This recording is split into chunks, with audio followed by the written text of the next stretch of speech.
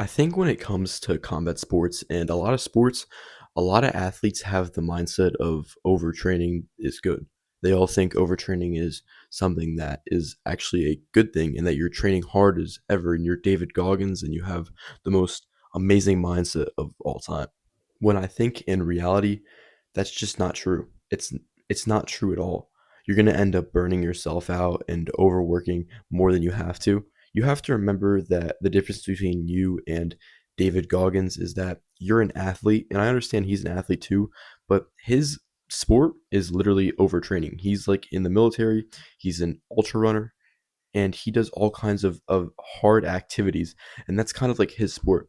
But your sport, so specifically MMA or combat sports, boxing, anything like that, you can't be overtraining and you shouldn't be trying to push your body to its max limit every day. Now, there are days that are for that, but not every day.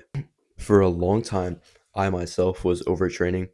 I noticed that I was overtraining just about a month ago, and now I feel so much better when I'm training. I feel so much better when I'm doing anything sparring. I feel like my cardio is better.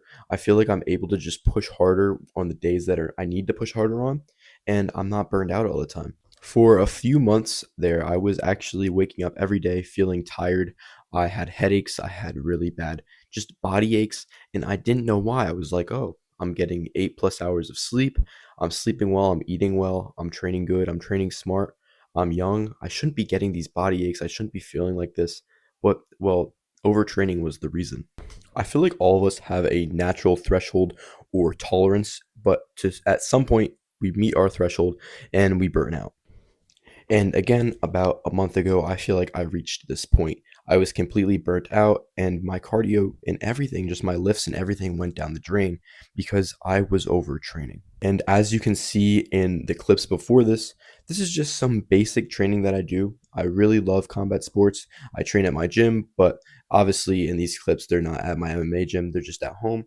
But I train at my gym a ton during the week. I train at home. I make sure to at least train twice a day, and I feel like that's understandable. You're not going to really burn out doing that. But a lot of guys, it's when you start training 3 to 4 times a day. And 3 times isn't a bad thing. There's going to be days that you train 3 times a day. And I've done it a lot of times. But even the next day, I might wake up feeling good. I might not feel burnt out. But that's because it was just one day. It's not every day. A lot of fighters in fight camp too, they'll train 3 times a day. But that doesn't mean you should. Those are professional fighters. Those are UFC fighters. A lot of UFC fighters actually drop their volume in training and try to focus more on high intensity sessions, like I said before. Now, this doesn't mean go light every day. That's not true. Just pick your days that you're going to go hard.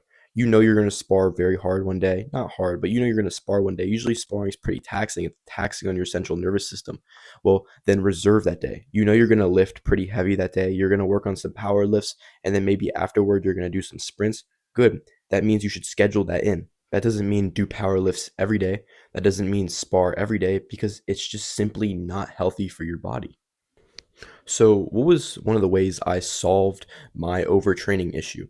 Well, number one, I was mindful of all the things I was doing.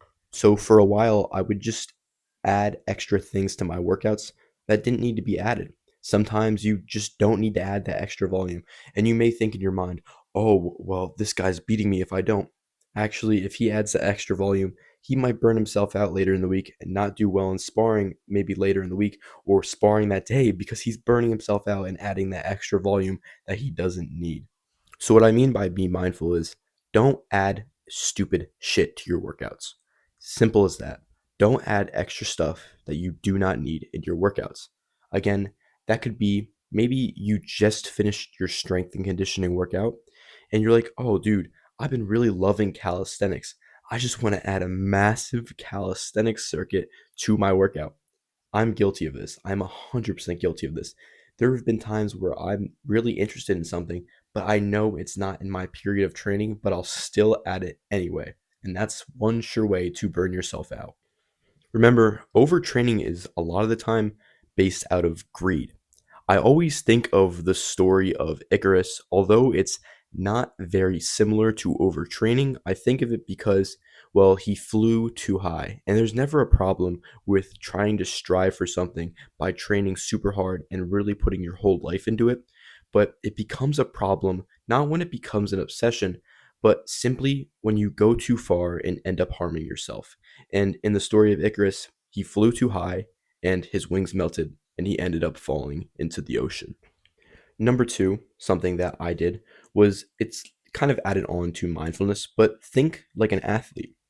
Athletes don't burn their body out.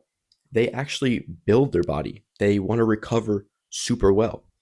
Athletes always try to recover as best as possible. They're not trying to harm themselves or do anything that might lead to bad performance within their sport, right? So think like an athlete. Think like have that mindset, have the affirmations. I'm an athlete. I don't burn myself out. I make sure I recover properly and so I can train well the next day and for the week forward. And one last little simple thing, little tip that I did to avoid overtraining was actually doing the periodization method. It's a method in strength and conditioning, and fighters, obviously, their coaches always make them do it when leading up to fights. Obviously, in fight camp, you have periods of certain things you're going to work on so that you can become more explosive and well prepared for that specific fight. By making myself do periodization, I kind of forced myself to stick to one thing because I would feel the repercussions and not hit my goals for that period if I ended up doing something stupid and adding extra volume to my workouts.